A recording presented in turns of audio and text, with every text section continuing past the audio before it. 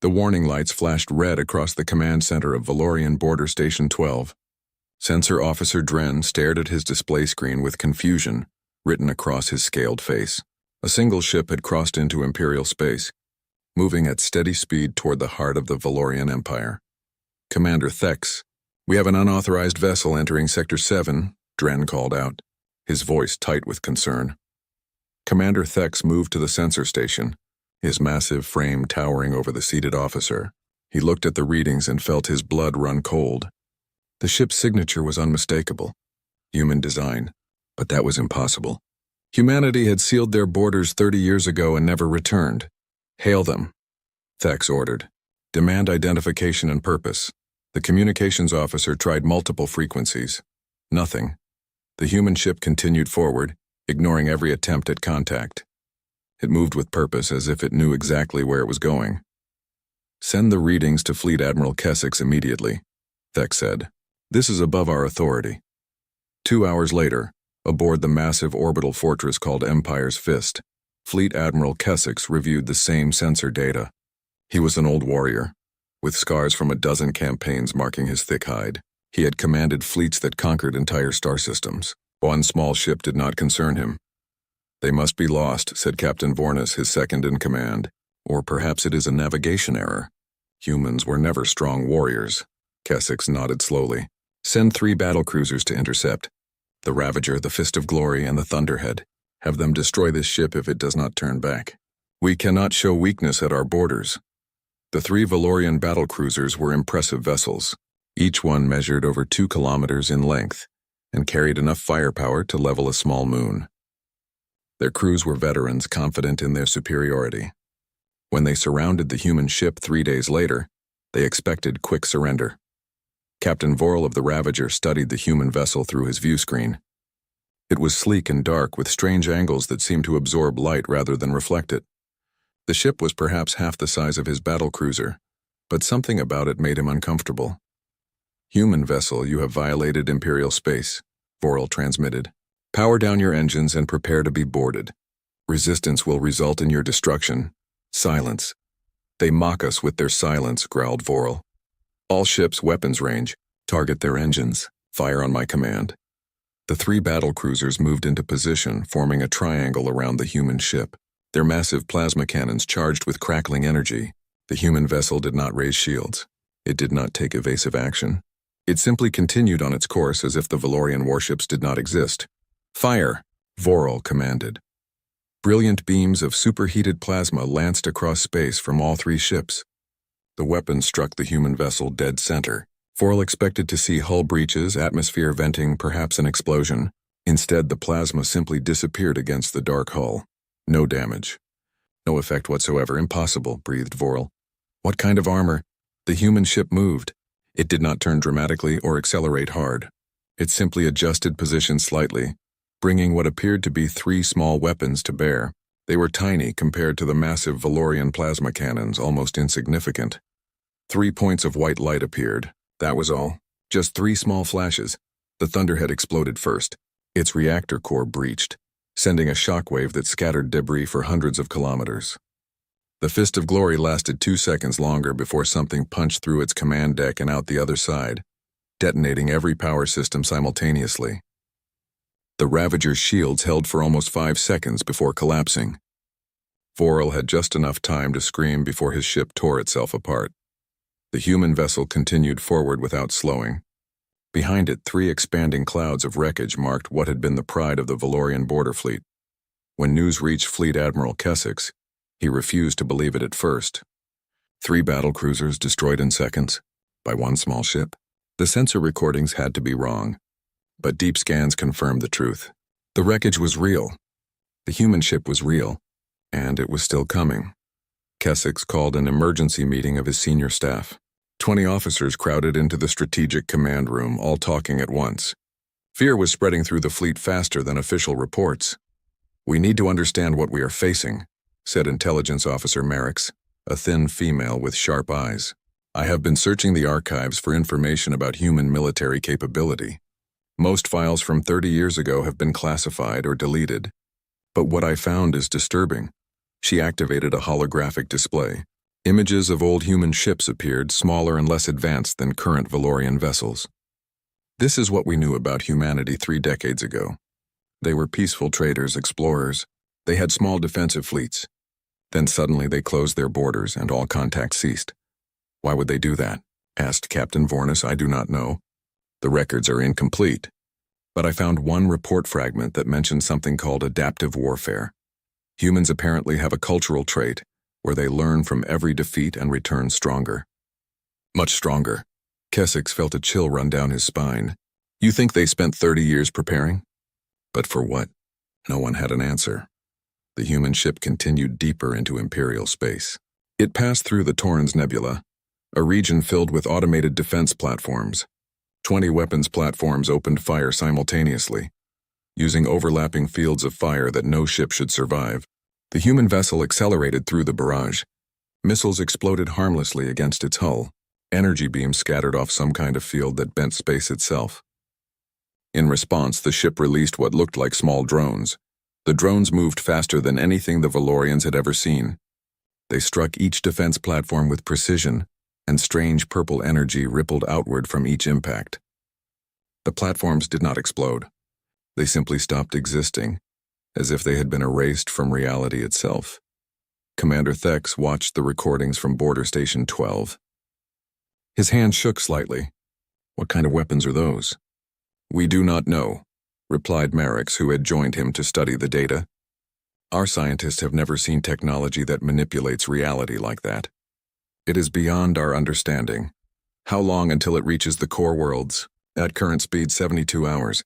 And Admiral Keswick is assembling the Grand Fleet to stop it. Thex looked at the small, dark ship on his screen. It moved through space like a knife through water, unstoppable and inevitable. Somewhere deep in his warrior's heart, he knew the truth that none of his superiors wanted to admit. This was not an invasion. This was not a scouting mission. This single ship was a message. And the Valorian Empire was about to learn what happens when you forget about humanity. The human vessel continued forward, silent and terrible, leaving nothing but wreckage and fear in its wake. Across the Empire, civilians began hearing whispers of the unstoppable human ship. Some called it a ghost. Others called it vengeance. But everyone agreed on one thing. The Empire had awakened something that should have remained sleeping. And now it was coming for them all. Fleet Admiral Keswick stood on the bridge of his flagship, the Emperor's Wrath, and felt something he had not experienced in 40 years of military service: doubt. Around him, his command staff worked with nervous energy, coordinating the largest fleet assembly in recent Imperial history. 20 warships had gathered in the Torrens Nebula system. 5 dreadnoughts, each carrying enough firepower to conquer a planet. 10 heavy cruisers with advanced targeting systems. 5 support vessels with electronic warfare capabilities. It was a force that had never known defeat. Yet the crews whispered among themselves, sharing stories of the 3 battle cruisers that had died in seconds. Admiral, all ships report ready, Captain Vornis announced. His voice was steady, but Keswick noticed how his second-in-command's hands gripped the rail in front of him. Good. Deploy the fleet in a sphere formation. I want overlapping fire coverage from every angle. When that human ship arrives, it will face attacks from all directions simultaneously. Nothing can survive that. The fleet moved into position. Sensors tracked the approaching human vessel, still moving at the same steady pace. It had not slowed. It had not altered course. It simply came forward like a machine that knew no fear. Tactical analysis? Keswick demanded. The tactical officer, a young male named Drax, looked up from his console. Admiral, the ship's weapons are unknown design. Our best estimate is that they use some form of directed gravitational manipulation. The reality warping effect we observed at the defense platforms suggests technology far beyond our current understanding. Every technology has a weakness, Keswick said firmly. We simply need to find it. Intelligence Officer Merrick's approached the Admiral carrying a data pad. Sir, I have been reviewing the old archives as you ordered. I found something disturbing. Show me. Merrick's activated the pad. Holographic text appeared, heavily redacted with black bars covering most of the information. These are reports from 30 years ago, just before humanity closed their borders. There was an incident involving a species called the Krell Dominion. They attacked a human colony world, 24 million civilians died, Keswick frowned. I remember hearing about that. The Krell were destroyed shortly after, weren't they? Completely. Every Krell world, station, and ship was eliminated within 6 months. But here is what concerns me. After that campaign, humanity simply vanished from galactic politics. All their trade routes closed. All diplomatic channels went silent. They sealed their borders and no one has heard from them since. Until now, Vornis said quietly. Until now, Merrick's agreed. Admiral, I think they have been preparing for something. Building something. And this ship might just be the beginning. Before Keswick could respond, the sensor alarm blared across the bridge. The human ship had entered the system. Battle stations, Keswick commanded. All ships' power weapons. Prepare to fire on my mark. The human vessel appeared on the view screen, still dark and sleek, moving through space with unnatural grace. It headed directly toward the center of the Valorian formation, showing no concern for the 20 warships surrounding it. They are either incredibly brave or incredibly foolish, Vornis muttered. Or incredibly advanced, Merrick added softly. The human ship reached weapons range. Keswick raised his hand, ready to give the command that would unleash devastating firepower from every direction. But before he could speak, the human ship acted first. It split apart. No, not split. It was deploying something. Dozens of small objects detached from the hull, spreading out in all directions. They moved impossibly fast, accelerating at speeds that should have turned any crew inside into paste. Drones, shouted Drax. Hundreds of them! Ignore the drones. Focus all fire on the main ship, fire! The Valorian fleet opened fire. Energy beams, missiles, plasma torpedoes, and kinetic rounds all converged on the human vessel from 20 different angles. The space around it lit up like a small sun. Explosions cascaded across its hull. For a moment, Keswick thought they had succeeded. Then the light faded and the human ship remained. Not damaged, not even scratched. It was as if the fleet had been firing at empty space. Impossible, Vornis gasped. The drones reached the Valorian ships. They did not fire weapons. They did not need to. Each drone simply touched a warship's hull and released that same purple energy that had destroyed the defense platforms. The heavy cruiser Vengeance shuddered, then began to fold in on itself. Metal twisted and compressed as space itself seemed to collapse around the ship. Within seconds, the entire 2-kilometer vessel had been reduced to a sphere of crushed metal, no larger than a ground transport vehicle. Evasive maneuvers, Keswick screamed. All ships scatter. But the drones were faster. They moved with impossible precision, each one targeting a specific ship. The cruiser Dominator tried to jump to faster than light speed, but a drone caught it mid-jump. The ship stretched like rubber, then snapped, leaving 2 separate pieces tumbling through space. The dreadnought Titan's fall had better luck.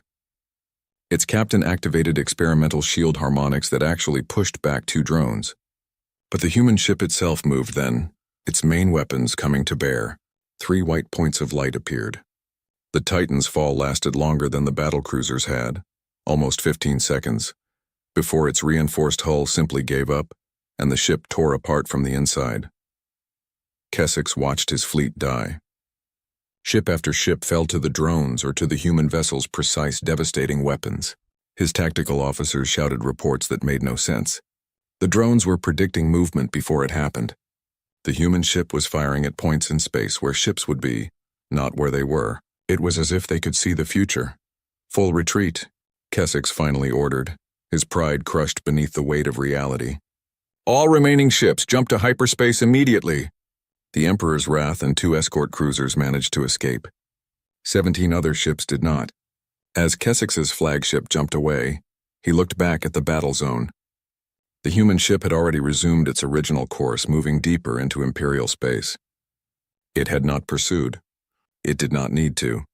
The journey back to Imperial headquarters took 8 hours. Keswick spent that time reviewing battle recordings, trying to understand what had happened. Every tactical principle he had learned over 4 decades meant nothing against this enemy. They were not just more advanced. They were fighting a completely different kind of war. When the Emperor's Wrath finally docked at Empire's Fist, Keswick found a priority message waiting for him. The Imperial High Council demanded his immediate presence. He cleaned his uniform, straightened his medals, and tried to prepare for the difficult conversation ahead. But how could he explain to the Council that the Empire's greatest fleet had been destroyed by a single ship? How could he make them understand that this was not about military tactics or superior numbers? The humans had demonstrated something far more terrifying than powerful weapons. They had shown patience. They had spent 30 years preparing. They had built technology that treated the Empire's best warships like training targets. And they had done it all in silence, without warning, without mercy. As Keswick walked through the corridors toward the council chambers, he heard the whispers of other officers and staff members. Word of the defeat had already spread. Fear was replacing confidence throughout the military command structure. One young officer, barely old enough to have earned his uniform, stopped Keswick in the hallway. "Admiral, is it true? About the human ship?" Keswick looked at the young officer's hopeful face, wanting to reassure him, wanting to say that everything would be fine. But he had seen too much to lie. "Yes," Keswick said quietly, "it is true, and it is still coming." The young officer's face went pale. Keswick continued walking, leaving the officer standing alone in the corridor. Ahead, the council chambers waited. Behind, across the vastness of space, a dark human ship continued its silent advance toward the heart of the Empire. And somewhere aboard that ship, someone had decided that the Valorian Empire needed to answer for something. Keswick did not know what, but he was beginning to fear that he would find out very soon. The Imperial High Council chamber was a massive room designed to inspire fear and respect. Tall columns of dark stone reached toward a domed ceiling, painted with scenes of Valorian victories. At the center sat Empress Talindra on her throne, carved from a single piece of crystal that had taken 100 years to shape. Around her, 12 council members occupied their seats, each representing a different sector of the Empire. Today, the magnificent room felt like a tomb. Fleet Admiral Keswick stood before them, his uniform still showing scorch marks from the battle. He had delivered his report in a clear, steady voice, but his words had brought only silence. The council members stared at him with expressions ranging from disbelief to barely controlled panic. 17 ships, Councillor Drexus finally said, his voice hollow. "Our finest vessels. Destroyed in less than 20 minutes. "Yes, Councillor," Keswick confirmed. "By one ship." "Yes, Councillor." Empress Talindra leaned forward on her throne. She was a tall woman with silver scales that marked her ancient bloodline. She had ruled the Empire for 40 years and had never shown weakness. But now Keswick saw something new in her eyes. Fear. "Admiral, in your professional opinion, can we stop this vessel?" she asked. Keswick wanted to say yes. He wanted to assure his Empress that the Empire's military could handle any threat. But he had seen what the human ship could do. He had watched it tear through his fleet like it was made of paper. "I do not know, Your Majesty. The technology they possess is beyond our understanding. Their weapons ignore our shields. Their drones move faster than our targeting systems can track, and they seem to predict our actions before we make them." "That is impossible," snapped Councillor Vexus, the Minister of War. "No species can predict the future." "Then you explain how they fired at empty space and my ships jumped directly into their weapons fire," Keswick shot back, his composure cracking. "You explain how their drones reached my vessels before my sensors detected them moving. I do not care if you call it prediction or magic or divine intervention. The result is the same. We cannot fight them." The council erupted into argument. Voices rose, accusations flew. Some blamed Keswick for poor tactics. Others demanded more ships be sent. A few suggested abandoning the border worlds and concentrating all defenses around the capital. The chamber descended into chaos. "Enough!" Empress Talindra's voice cut through the noise like a blade. The council fell silent. "Fighting among ourselves accomplishes nothing. We need information. We need to understand why this is happening." A small voice spoke from the back of the chamber. "Your Majesty, if I may." Everyone turned. A young Valorian male stood nervously at the entrance. He wore the simple uniform of a junior intelligence analyst. Keswick recognized him as Vecris, one of Merrick's research team. "You dare interrupt the High Council?" Councillor Drexus demanded. "Let him speak," Talindra said. "At this point I will listen to anyone who might have answers." Vecris walked forward, clutching a data pad. His hands shook slightly. "Your Majesty, I have been researching human history as Intelligence Officer Merrick's ordered. I believe I have found something important." He activated a holographic display. Images appeared in the air above the council table. 30 years ago, humanity was attacked by the Krell Dominion. A colony world called New Terra was destroyed. 24 million humans died. We know this already, Vexus said impatiently. Yes, sir, but what we did not know is how the Krell found that colony. New Terra was in deep space, far from any major trade routes. The Krell had no reason to be in that region, yet they appeared with a full invasion fleet and attacked without warning. Vecris touched the datapad, and more information appeared. The Krell were completely destroyed 6 months later. Every world, every ship, every station. Humanity erased them from existence. Then humanity closed their borders and went silent. What is your point? Talindra asked, though Kessex thought he saw understanding dawning in her eyes. Your Majesty, the Krell could not have found New Terra on their own. Someone had to give them the location. Someone sold humanity's colony coordinates to their enemies. The chamber went deathly quiet. That is a serious accusation, Counselor Drexus said carefully. Do you have proof? Vecris hesitated. Not exactly, sir. Most records from that time period have been classified at the highest levels. I do not have clearance to access them. But the pattern is clear. The Krell attacked. Humanity responded by eliminating the Krell. Then humanity went silent for 30 years building something, and now one of their ships has crossed our border. Not to explore. Not to trade. It is coming here with purpose. You think they blame us for the Krell attack? Talindra asked quietly.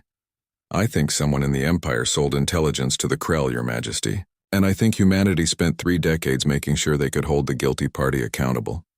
Several council members shifted uncomfortably in their seats. Kessex noticed that Counselor Drexus had gone very still, his face expressionless. This is speculation, Vexus protested. We cannot make decisions based on— We can check, Talindra interrupted. Counselor Drexus, you were Minister of Intelligence 30 years ago. Access the classified files. Find out if this young analyst's theory is correct. Drexus stood slowly. Your Majesty, those files are sealed for reasons of imperial security. Opening them could— Counselor, one human ship has destroyed 20 of our finest vessels. It is currently heading toward our capital world. Imperial security is already compromised. Open the files now. Drexus looked around the chamber, perhaps searching for support. Finding none, he nodded stiffly. As you command, Your Majesty. He left the chamber. The remaining council members sat in tense silence. Kessex found himself thinking about the human ship, still moving through space toward them. Why send only one vessel? Humanity clearly had the technology to destroy the entire empire. So why this slow, methodical approach? Because they want us to be afraid, Kessex realized. They want us to feel what their colonists felt. The helplessness. The inevitability. They want us to know death is coming and there is nothing we can do to stop it. 20 minutes later, Drexus returned. His face had gone gray. He carried a datapad that he placed on the council table with trembling hands. The analyst was correct, Drexus said, his voice barely above a whisper. 31 years ago, the previous administration authorized the sale of classified information to the Krell Dominion, specifically coordinates for human colony worlds, including New Terra. The transaction earned the Empire 3 billion credits and access to Krell mining technology. Who authorized this? Talindra demanded. High Counselor Threxus, Your Majesty. He died 15 years ago. But the deal was approved by several ministers, including— Drexus paused, looking at the other council members, including Counselor Vexus, who was Minister of Trade at the time. All eyes turned to Vexus. The elderly Valorian stood, his face defiant. It was good business. The humans were expanding too quickly, taking resources that should have belonged to us. Weakening them benefited the Empire. You sold coordinates that led to the death of 24 million innocent civilians, Talindra said, her voice cold. Innocent? They were colonizers taking worlds that did not belong to them. They were children, farmers, teachers, artists, families. Talindra stood from her throne. And you sold their lives for profit. I did what was best for the Empire. Vexus shouted. No, said a new voice. Everyone jumped.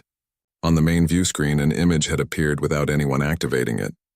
The human ship had broadcast directly into the council chamber. A human female appeared on the screen. She looked tired, her dark skin marked with lines of age and stress. Her uniform was simple and bore no insignia of rank that Kessex recognized, but her eyes held a weight that made even Empress Talindra step back. My name is Captain Sarah Chen, the human said. I command the UHSN Indomitable, and I am here to deliver a message. We wish to negotiate, Talindra began. No negotiation, Chen interrupted. 30 years ago, your empire sold information to the Krell Dominion. That information led to the attack on New Terra. My husband died in that attack. My 2 children died in that attack. 24 million of my people died because your government wanted mining technology. Captain Chen, please understand. We eliminated the Krell, Chen continued, her voice steady and cold. Every last one of them. It took 6 months. Then we went home, and we asked ourselves a question. How do we make sure this never happens again? How do we make sure that no one ever thinks humanity is weak enough to betray? On the screen, Chen's expression did not change. We spent 30 years answering that question. The Indomitable is the first answer. There are 19 more ships like it, and we have decided to deliver a message to every government that thinks human lives are acceptable currency. What message? Kesix heard himself ask. That actions have consequences. That betrayal will be answered. That humanity remembers. Chen looked directly at the camera. One of our ships for each of your core worlds. We arrive in 3 days. Prepare however you wish. The transmission ended. The council chamber erupted in panic. Council members shouted, some calling for surrender, others for mobilizing every ship in the Empire. Vexus tried to leave, but guards blocked his exit. Empress Talindra stood frozen, staring at the empty view screen. Kesix thought about Chen's tired eyes, about the 19 other ships waiting somewhere in the imperial capital world of Valoria Prime, descended into chaos within hours of Captain Chen's transmission. News of the human threat spread faster than any official statement could control.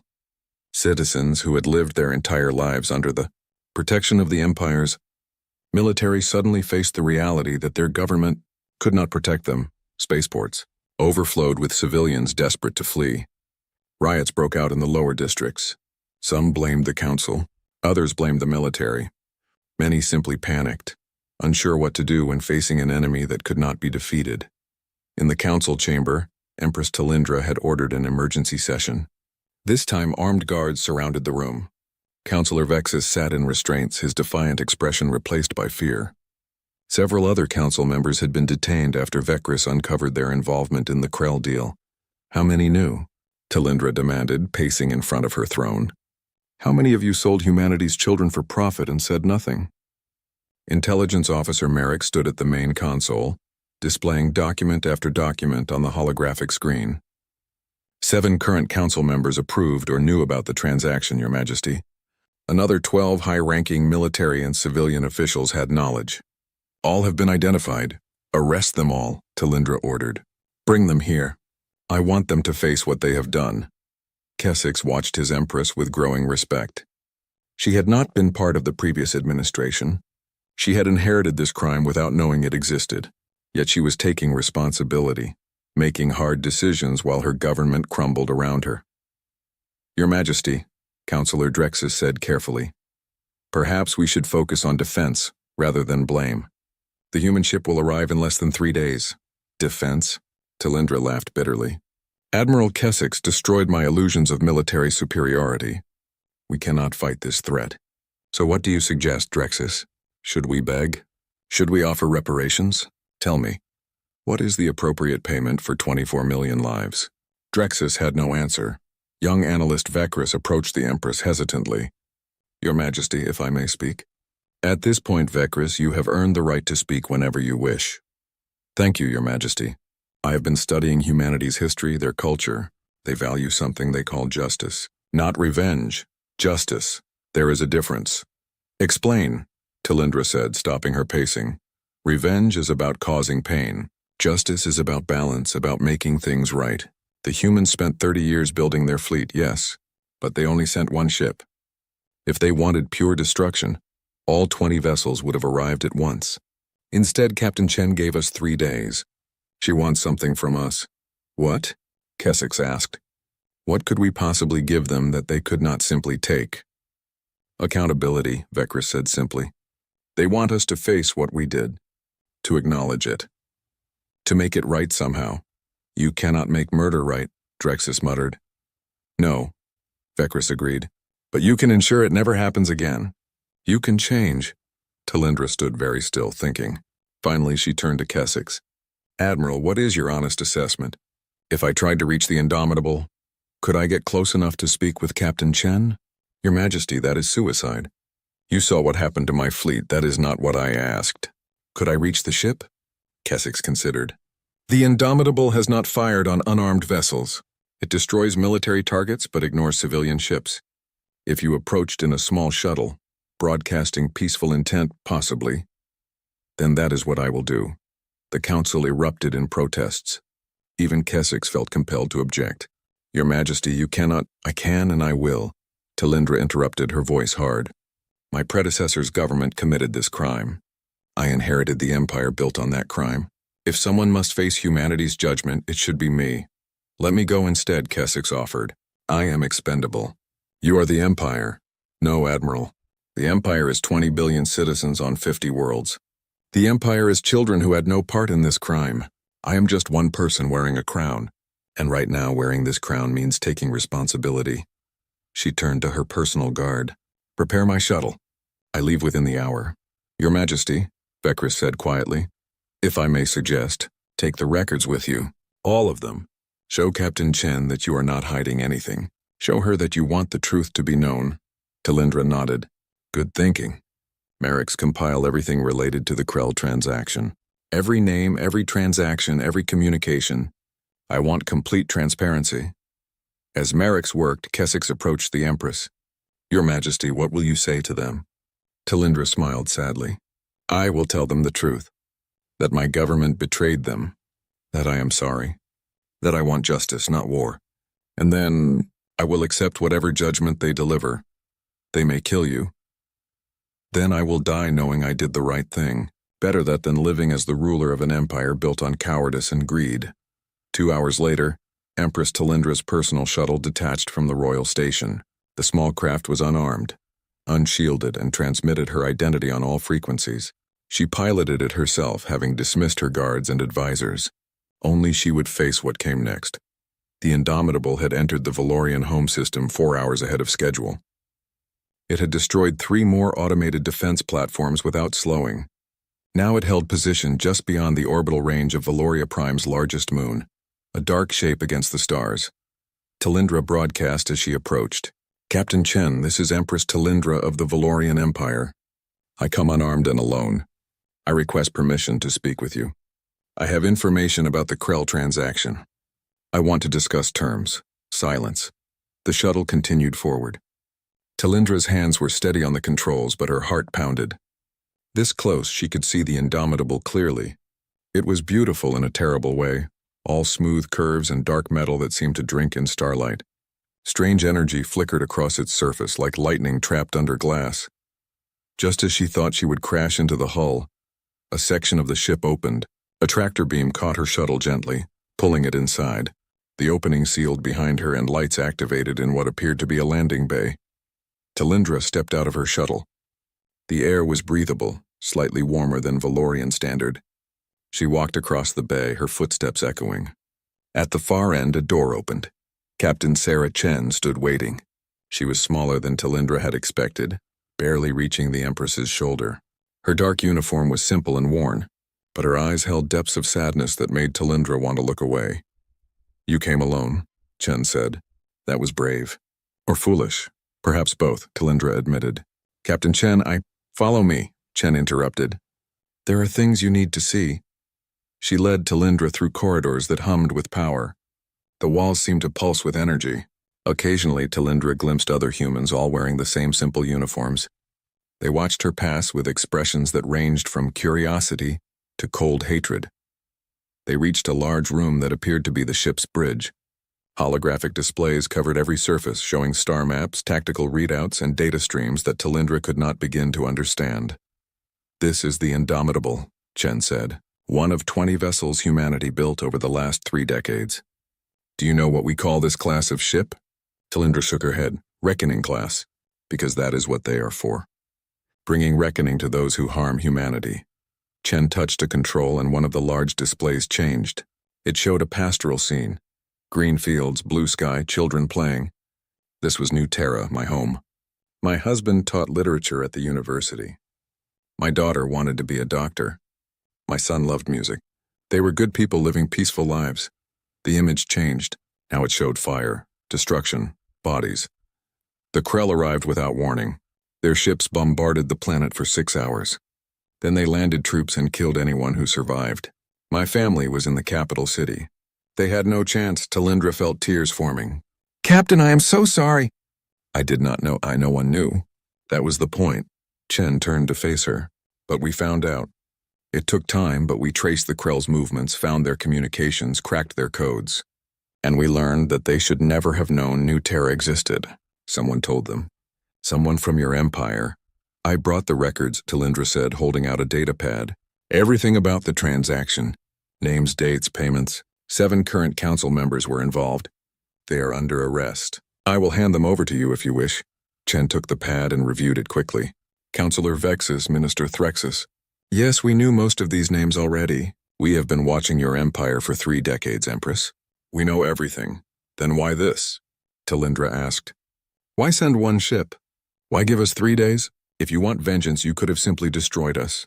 Because we are not the Krell, Chen said quietly, and we are not the Valorian Empire. We do not kill the innocent to punish the guilty. We want justice, not genocide. She gestured at the holographic displays. Look, really look, Talindra studied the screens. She saw not just the Valorian Empire, but other governments throughout the sector. Data streams showed illegal trade, slavery, exploitation, warfare. Dozens of civilizations engaged in crimes similar to what the Valorian E-Captain Chen led Empress Talindra to a large chamber with transparent walls that looked out into space. The view was breathtaking. Stars stretched in every direction, and in the distance, Valoria Prime glowed like a blue jewel. Beautiful, is it not? Chen said. 20 billion people on that world. Most of them have never hurt anyone. They work, they raise families, they dream of better futures, just like my people did on New Terra. Talindra stood beside the human captain, feeling very small. Are you going to destroy it? That depends on you. Chen touched a control panel and a holographic display appeared between them. It showed star maps, trade routes, and data about various governments in the sector. For 30 years, humanity has been preparing, not just building warships, but gathering information. We have surveillance networks throughout known space. We know about the Valdran hegemony's slave trade. We know about the Korthan Confederacy's biological weapon experiments. We know about the Thesian League's exploitation of primitive worlds. Chen gestured at the Empire's territory on the map. And we know about the Valorian Empire's history of selling information to violent species for profit. We are not the only criminals. Then, Talindra said bitterly. No, but you are the first we have confronted. Do you know why? Talindra shook her head. Because of what happened to New Terra. Because 24 million of my people died due to your empire's greed, but also because we needed to send a message to everyone else. Chen's eyes were hard. The galaxy needs to understand that humanity will no longer be ignored, that we have the power to enforce justice, and that we are willing to use it. So this is about revenge. No, Chen said firmly. This is about accountability. There is a difference, Empress. Revenge would be destroying your capital world, killing your people the way mine were killed. But that would make us no better than you, no better than the Krell. She changed the display, showing images of the 19 other Reckoning-class ships. They floated in space at various locations, dark and deadly. These vessels are positioned near major governments throughout the sector. They are watching, waiting. If we give the command, they will act. But we have not given that command. Why not? Talindra asked. Because we wanted to see what you would do, how your empire would respond when faced with judgment. Would you fight to the end? Would you surrender? Would you try to hide your crimes? Chen looked at Talindra directly. Or would someone step forward and take responsibility? Talindra felt the weight of those words. You are testing us, testing everyone. The Valdran slavers shot at our ship immediately, and have been trying to negotiate with bribes. The Korthans claimed they had done nothing wrong and blamed their actions on previous governments. The Thesian, Chen smiled without humor. The Thesians asked to buy our weapons technology. What did you do to them? Nothing, yet. We are waiting to see how each government responds, giving them chances to make things right. Chen turned back to the view of Valoria Prime. You came to me, Empress. You brought evidence against your own council. You risked your life to talk. That matters. So you will spare us? That is not my decision alone, Chen said. She touched another control, and a new holographic image appeared. It showed thousands of faces, all human. These are the survivors of New Terra, People who were off-world when the Krell attacked. They lost family, friends, their entire home. They have been following the Indomitable's mission. They will vote on what happens next. Talindra stared at the faces. So many people, so much pain. They will want blood. They will want my empire destroyed. Perhaps. Or perhaps they will want something better. Chen gestured at the stars. Humanity learned something important from New Terra. We learned that relying on the goodwill of others is not enough. That the galaxy needs structure, rules, enforcement, not through conquest but through accountability. She changed the display again, showing a proposed framework. We want to establish a galactic council. A real one with actual authority. Representatives from every spacefaring species. An independent court to judge crimes against sentient life. And a peacekeeping force to enforce council decisions. You want to rule the galaxy, Talindra said. No, we want the galaxy to rule itself, but with oversight, with consequences for those who commit atrocities. Chen looked at her. Your empire can be part of that future, Empress. But only if you make real changes. What changes? Chen listed them on her fingers. First, every official who knew about or profited from the Krell deal must face justice. Public trials, not secret arrests. Second, the Valorian Empire must dissolve, not through military conquest but through transformation into a democratic federation. Your people deserve the right to choose their leaders, not inherit them. Third, full transparency. Open your archives, your communications, your government to independent inspection. That would destroy everything the Empire has built, Talindra protested. The Empire was built on crimes like the one that killed my family. Yes, it should be destroyed. But the people, the culture, the worlds themselves, those can survive. They can become something better. Talindra walked to the transparent wall and placed her hand against it. Below, her capital world turned slowly. She thought about the billions of people living their lives, unaware that their empress was negotiating for their survival. If I agree to these terms, she asked quietly, what happens to me? That depends. Do you plan to fight for power? Or are you willing to serve your people by stepping aside? Talindra laughed, but there was no humor in it. I never wanted to be empress. The crown was thrust upon me when my predecessor died. I have spent 40 years trying to rule justly, to repair the damage of previous administrations. But I never knew about this. Never knew that the foundation of my empire was built on mass murder. She turned to face Chen. If stepping aside saves my people, I will do it gladly. Chen studied her for a long moment. You mean that? I do. I will broadcast the truth to my people. I will hand over the guilty parties. I will dissolve the council and call for democratic elections. I will do whatever is necessary to prevent more death. Even though it will cost you everything. Even though. Talindra straightened her shoulders. My pride is not worth 20 billion lives. Do we have an agreement, Captain? Chen extended her hand in the human gesture of friendship.